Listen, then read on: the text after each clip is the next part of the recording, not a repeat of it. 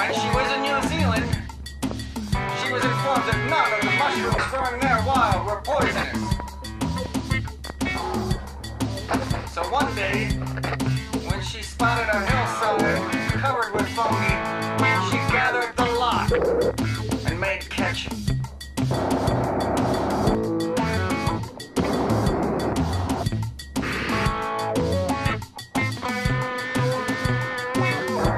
When she finished the ketchup, she tasted it, and it was awful. Nevertheless, she bottled it up and put it on a high shelf.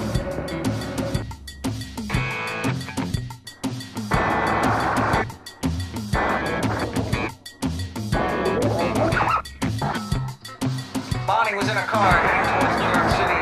John Cage was also in the car. He asked the driver to stop. He had spotted at a gas station. He had spotted a grove of trees nearby.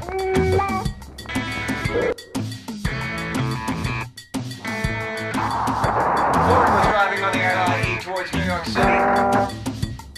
He had picked up a hitchhiker, and he stopped at a gas station to get gas.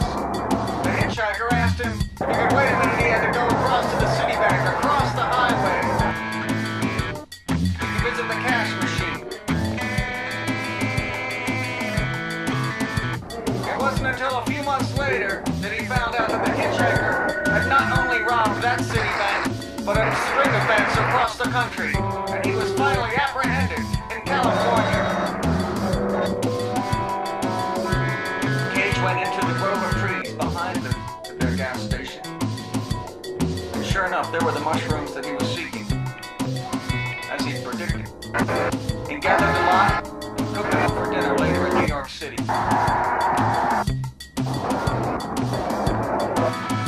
Betty Isaacs was cleaning house a year later, and she discovered the ketchup up on the high shelf. She'd forgotten all about it. She was on the point of throwing it out, but before she did this, she tasted it. It had changed color. Originally, it was a dark gray, and now it had turned black. And she told me it was divine, improving the flavor of everything it touched.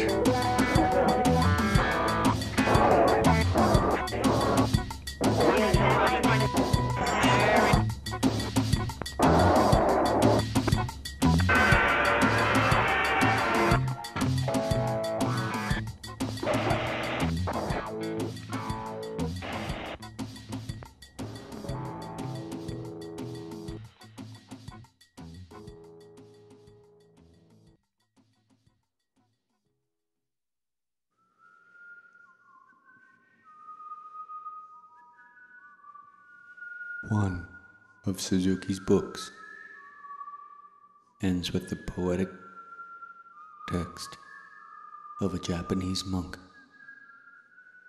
describing his attainment of enlightenment. The final poem says, "Now that I'm enlightened, I'm as miserable as ever."